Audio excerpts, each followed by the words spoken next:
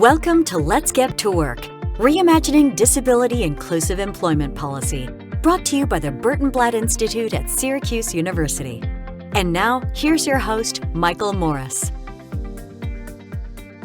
Welcome to Let's Get to Work, bringing guests from the world of disability, researchers, policymakers, people with disabilities, to help us learn about the latest trends and thinking to advance workforce development and employment policy that produces sustainable economic opportunity for individuals with disabilities. The Let's Get to Work, Reimagining Disability Inclusive Employment Policy is part of the NIDLR, National Institute on Disability, Independent Living and Rehabilitation Research funded Center on Disability Inclusive Employment Policy, which includes leading researchers at Syracuse, Rutgers, and Harvard University. I'm excited today to bring with us Dr. Zach Morris, Assistant Professor at the Stony Brook School of Social Welfare. I think of him as the researcher who reminds us and goes deeper with each new generation of his research about understanding the extra costs of living with a disability. Zach, thank you for joining us today, and we'll jump right into some questions. All right, thanks so much for having me, Michael. It's great to be here. I probably should say to our listeners, we have the same last name, but we're not related. Yeah. Not that we know. Not that we know. That's true. Okay. Well, as I said, this is podcast is from a center that's studying disability inclusive employment policy. Zach, to you, what does disability inclusive employment policy mean to you, and why is it important to employers, people with disabilities, and the economy? Okay, well, thanks again for having me. I think, when I think about disability inclusive employment policy, I think we should go to first principles, which is, that everyone should have the opportunity to achieve their goals and their dreams and their ambitions. And that should be true for anyone, regardless of their disability or not, right? And so I think ultimately the aim and objective of disability employment policy is to realize that goal and objective, and that everyone has that opportunity. And so I think when I think about how's the labor market doing, I'm not just thinking, what's the unemployment rate, but how is the unemployment rate for people with disabilities? How what is the prospects for people who might have barriers to achieving these ambitions, and how are we doing helping these individuals and these people realize their goals and ambitions? And I don't think that work is the only participation domain or area where people can achieve their goals and ambitions, but it's one of the most important, and one of the areas where people really get a sense of meaning and purpose in life. And so it's a really important area to focus on. Well, I appreciate that context, because I think your research really takes on a unique perspective related to employment policy. Whether you're a person with a disability or not, employment is probably your major means to financial stability, greater financial health. And you really have struck out on a fairly unique course, at least in the US, for looking at really the financial stability of people with disabilities.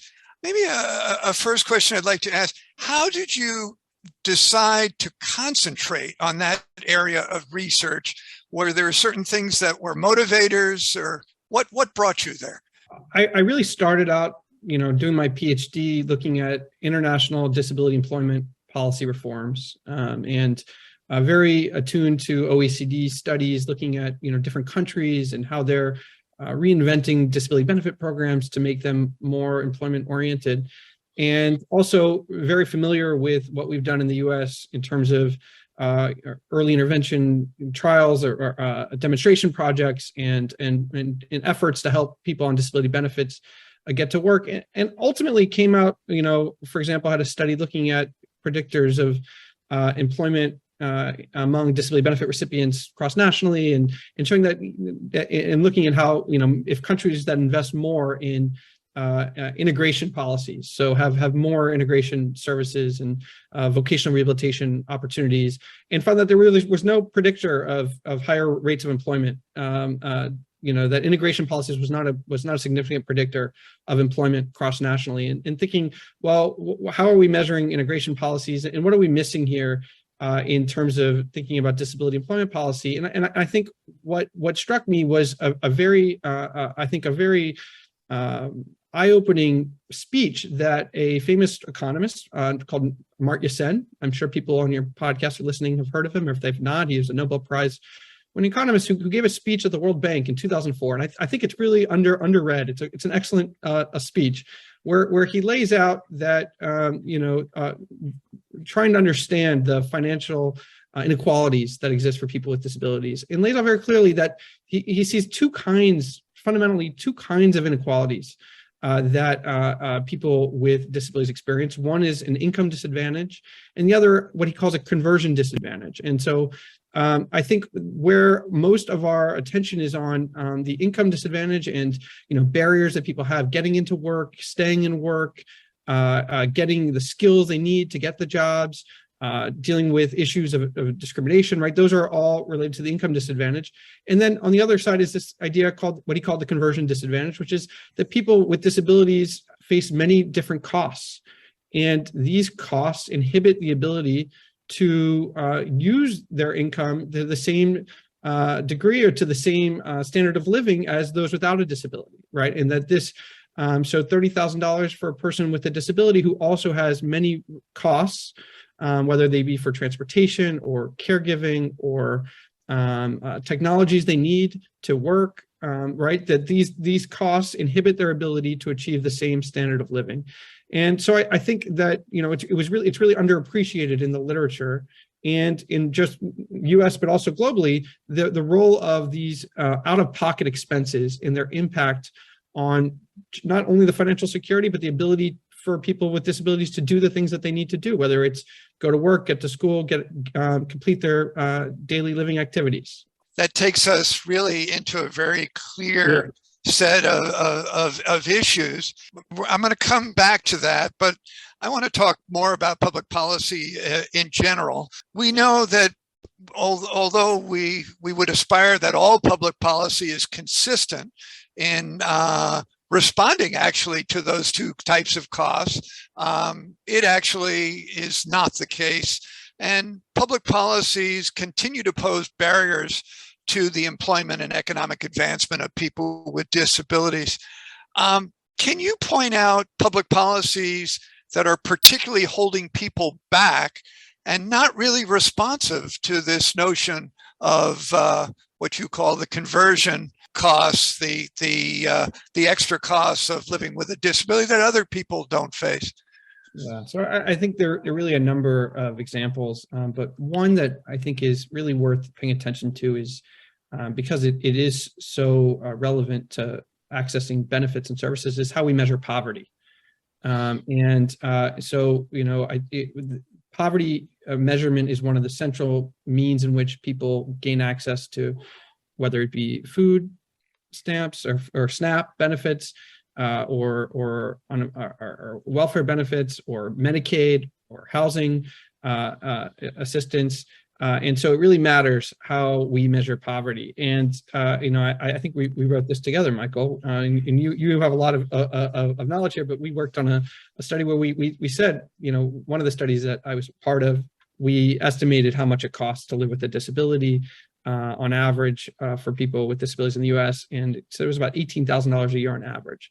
And so the way that we're measuring poverty now is not accounting for this disadvantage, this conversion disadvantage. And so we're treating people with a disability with $30,000 as the same income as a person without a disability with the same income, when that's not really right. We adjust for things like household size, right? We all recognize that a family of five needs more money to make ends meet than a family of two.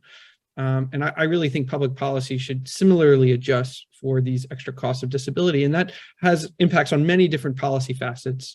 and I think would really expand safety net programs and access and supports and services to people with disabilities and help them with their financial insecurity. And you're right. We have worked on this topic together. Yeah. You know, there is a great debate that continues, and perhaps as the political parties become even more polarized, there is a belief that in this country, and maybe in other countries, that poverty is sort of self-induced, and that the more benefits that are provided, the less motivation there is for people to utilize their own means and behaviors to escape poverty. What's your reaction to that, and how does that play in, I think, in a different way that hasn't really been taken up in the public policy world because of your research, which really is documenting these extra costs beyond any semblance of this is something self-induced? Yeah, I mean, it's a perpetual debate and discussion. We talk about it all the time in the classes that I teach, right? These around dependency or self-sufficiency and the rights versus responsibilities debates that are very common in social policy, particularly in U.S. Social policy conversations. I think, ultimately those things need to be considered, right? We need to be thinking about issues of fiscal responsibility, for example.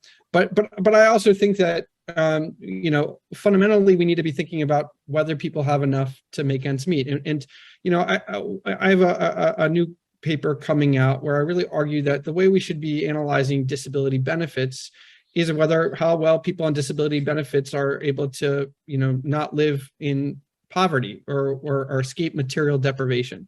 And I think a lot of the literature on disability benefits is about, how much of the labor supply or how many people who should be in work are on disability benefits, and how can we, and so thinking about disability benefits as kind of having this disincentive effect for labor. And I think that's a question that, economists think a lot, labor economists think a lot about, and we should be thinking about ways to increase employment and giving people who, especially because we know a lot of people on disability want to go to work, right? There's a very high percentage of people on disability benefits, Social Security disability benefits, are work oriented. They would like to go to work, and we should help them go to work. But I think fundamentally we should be judging our disability benefit system and our disability employment policy based on the notions, well, how effectively are we enabling people to have their basic human needs met? And we have some serious financial hardships in our country. People who are skipping meals, who are living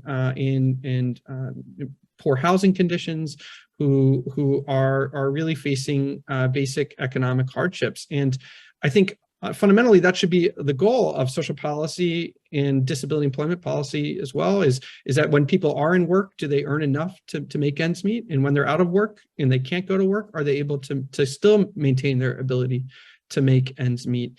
And then I think secondary are these questions around, dependency, and I would really point to international examples here, because I'm a big fan of Danish disability policy. And maybe I'm going too deep down the road here, Michael, and slow me down. But I could talk a lot about Danish disability policy and how the Danes do it. And it really is built on a model of what they call flexicurity, and helping people stay, really focusing on helping people stay in work, but also providing benefits and supports when they need it and when they're in work. To continue, maintaining a decent standard of living. What you have learned from the Danish social policy, are they transferable to the U.S. In terms of larger population, different sociocultural, political issues in play? But I'll ask your opinion. Could we translate some of what they're doing to propose reforms to our social policy? Well, yeah, I mean, that's always the question. All right, it's sort of an external validity question, right? It's like, would this approach work outside of that context of Denmark?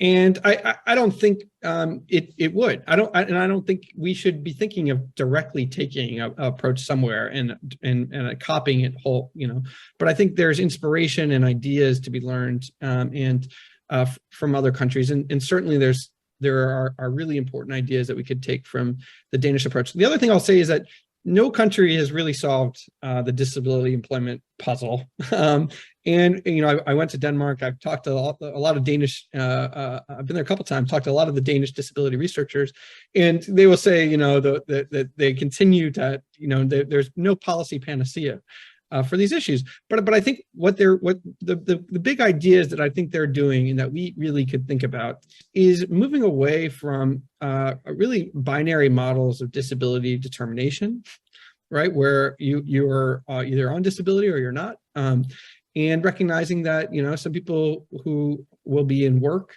with disabilities might not be able to work full time and might need some support to go to work, to help raise their income so it's enough so that they can work and may need to receive some benefits and supports. They do invest much more in what they call active labor market policies, but rehabilitation in efforts and supports and services, which we could do more of too. I think like how this could translate in the U.S. is one idea that's I know have been talked about a long time, and I bet you have a lot to say on this, which is idea of extending the earned income tax credit for people with disabilities, to have a specifically disability specific earned income tax credit. I think an initiative like that would have tremendous benefits, help people deal with these extra costs of living, their costs of going to work, right, and would incentivize work and would be, I think, a very welcome addition. And I know it's been discussed in the halls of Washington before, but I've never seen it move. And maybe you have some insight on that, Michael. Well, these are challenging times to move anything in a bipartisan way, but I appreciate you raising those examples because I think they do offer some, at least partial solution to at least the system now, which is binary, as you describe it, is all or nothing kind of approach. Let me take you to a different area. We're hard to believe 2.5 years later, we're not out of the challenges of COVID. COVID also is for the long-term haulers or individuals post COVID have significant health conditions, new levels, and sometimes expanded disability or disability for the first time. Well, first, I'm curious whether this is going to be a new area of research for you as a targeted population that we're just at the very beginning of understanding. I'll start there. Like COVID long haulers? Yeah. Not one that I'm actively pursuing, though I'm very interested in, we're about to do a study around the extra cost of disability. We're going to survey people with disabilities and about their costs and also their unmet needs for disability-related goods and services. I'd be very curious, these people with COVID, long COVID, what kinds of costs they might be incurring, whether insurance is covering the services that they need, et cetera. I would be very curious to learn about that. And I think that would be a very important thing, whether insurance is covering some of the expenses that they are having for health or prescription drugs. I think that would be an interesting question that I would want to address, but it's not something that I'm actively working on. But I obviously I know that Jonathan Ben Shalom, I think Mathematica has done a great study on looking at long haulers and their impacts on the disability landscape and what that will look like. Okay. Labor shortages across markets and increased employment by job seekers with disabilities is perhaps one silver lining of the pandemic impact. More acceptance of work from home, although that seems to be changing as more employers seem to be insisting on people with and without disabilities returning to work. Has your research touched any of these trends or around the more flexibility in terms of working from home? Not specifically. I mean, I know it has been. I think it's a very positive sign, and I think I will add though it's not my I haven't done the empirical research on this. Is that I'd be very curious to see whether this opportunity to work from home extends to workers with disabilities with less education, and whether there are we're really seeing more opportunities within the population, and specifically for those with less lower skills or require who can't work at a desk, for example, and so that would be interesting. Maybe there are more opportunities for less skilled workers to work from home now than before. But in terms of your research documenting the substantial out-of-pocket costs associated living with a disability, can you share more about what you've learned and what are your next set of research questions you're pursuing? So I think it's very nascent research, right? I think that there have been a lot more international studies on this issue than there have been U.S. domestic studies. We're really learning a lot from international researchers. I'm part of an international research group that meets biweekly and talks about the extra cost of disability. We just put out a working paper from the International Labor Organization, the ILO, talking about different methods that researchers can take to examine the extra cost of disability. So I think that it's early research. I think that the first thing is that we've aimed to document what those the extent of those costs and how they vary across different groups. But we really don't know is good information on the kinds of costs, and they're really diverse and will vary by context, where you live, right? Whether you live in an urban or a rural area or suburban area, but also by your condition and the degree of your support needs that you might have. Right there's good variation, and so I think getting at to the complexity and of the kinds of costs that people incur is I think a first step in my research.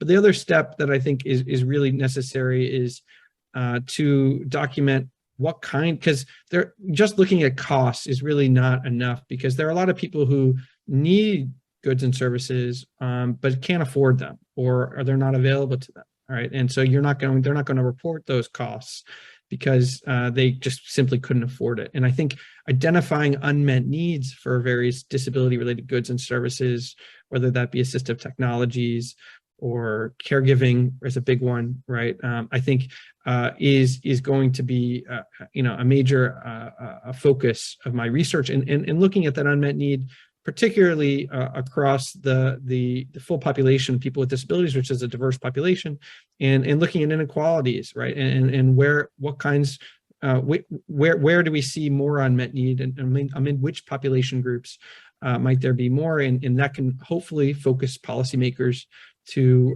increase access and supports. But we first need to document the need that exists to make that happen. We know in terms of employment participation, the substantial differences by race, by ethnicity, by gender. Do we know in your area of research, is this something that you may be pursuing in the future? Yeah. Right. So we're just embarking on a NIDLR 3 or NIDLR study where we're going to look at these questions specifically across race, ethnic groups, geographic context, income level, and hopefully identify variation and inequities in terms of where there's great unmet need, where there are great costs, and what are the extent we want to quantify if we can. And the objective is to quantify the extent of cost, the extent of unmet needs that people with disabilities incur, and identifying the inequalities that exist among this population too.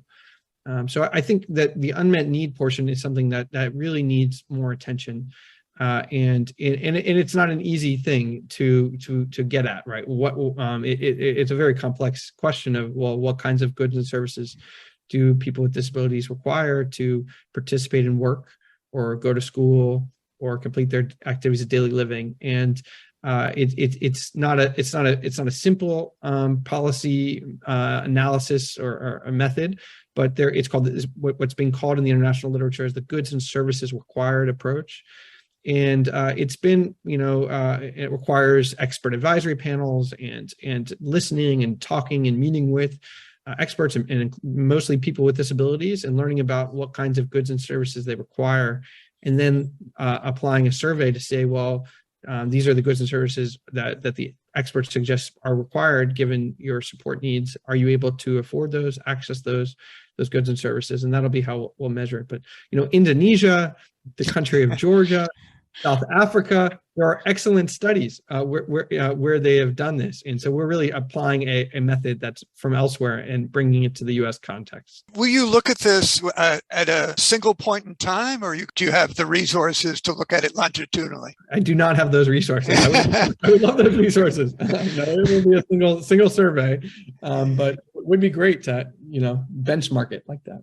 Yeah, and in those other countries, have they been able to take a more longitudinal look, or is it's resource allocation really? But I'm curious. There have been longitudinal studies applying different methods of estimating the cost of disability, but none applying this method, which really tries to get at unmet needs.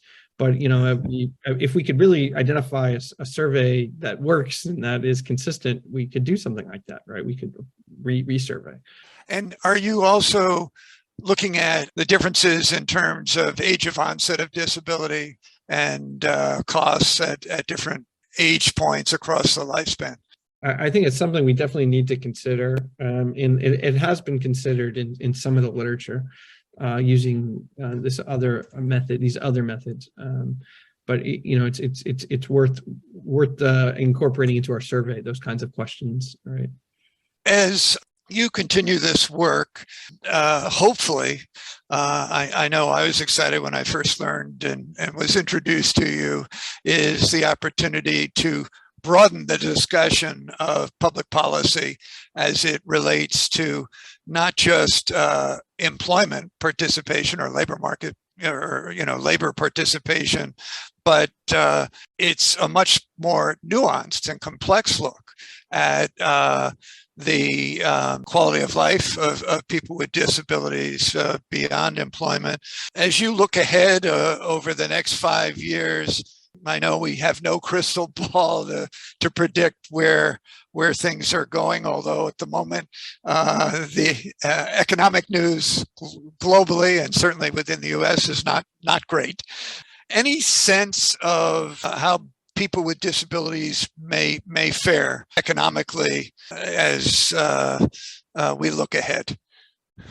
I think that what we know is that that people with disabilities in times of economic hardship, especially rise and fall of the unemployment rate, right, that they can be the first to be let go, and that our employment policies and our can really fail to maintain and help prevent that, right? The labor disruption from labor market, and that we'll see. I'm afraid that if we're going to see this to fight inflation, the Fed really needs to put the brakes on employment, right? And we see a higher rate of unemployment. I think that will disproportionately fall on people with disabilities, and we should be thinking about policies that can really prevent that can help people stay in work and prevent unfair firing practices, for example. But it's really not my area of expertise, so I'm really just speculating on that. Yeah. Understood. I think, again, your research is critically important. I think, as you've mentioned, U.S. sort of lags behind in terms of the focus of this area of research, and I think it has a lot to do. Clearly, our focus can't simply be labor participation. It has to take a much more holistic view on where people with disabilities are in participation in our economy and what impact that has. And I certainly agree. There is a difference between expenses and need, because expenses are driven by your economic status and also hugely affected by public policy and how it's working or not working. Any concluding comments you want to share with our listeners? I want to direct people to this. We wrote for the United Nations Aging Division together with Dang Amant and Jennifer Madons a paper about how to measure the autonomy participation contribution, specifically around older people, but it was really very much focused on disability. And one notion that I feel very strongly about in that paper is that we should think about contribution in giving everyone a chance to feel a sense of contribution, a sense that they have meaning and worth and dignity, and that doesn't just mean in work, but in life. And that, I think too often we think about contribution in collectivist terms, like that, when we talk about why we should have more inclusive disability employment policy, we talk about, well, the benefits to the economy that will provide, right? That will, add to our GDP or into, et cetera, where I think the goal should be around individualist notions of contribution, that we should be thinking about how do we help people achieve their dreams and ambitions and feel a sense of worth and dignity, and that can be in work or out of work. And but of course, work is a major means, but that sense of contribution, I think, should be a major goal of disability employment policy. So please read our paper. I'm sure nobody did. Can you give the exact title of it so people will be able to find it? Yeah. Sure. The title is Measuring the Autonomy, Participation, and Contribution of Older People, and it was published by the United Nations Department of Economic and Social Affairs. Thank you. Zach, thank you for your time today. Wonderful insights. Love the research that you're doing, and we'll all continue to learn from it. I hope our listeners will have takeaways from this conversation, which will impact their thinking and behavior. Thank you so much. You've been listening to Let's Get to Work, Reimagining Disability Inclusive Employment Policy, brought to you by the Burton Blatt Institute at Syracuse University. Don't forget to subscribe to the podcast at Apple Podcasts, Google Podcasts, or wherever you listen to podcasts.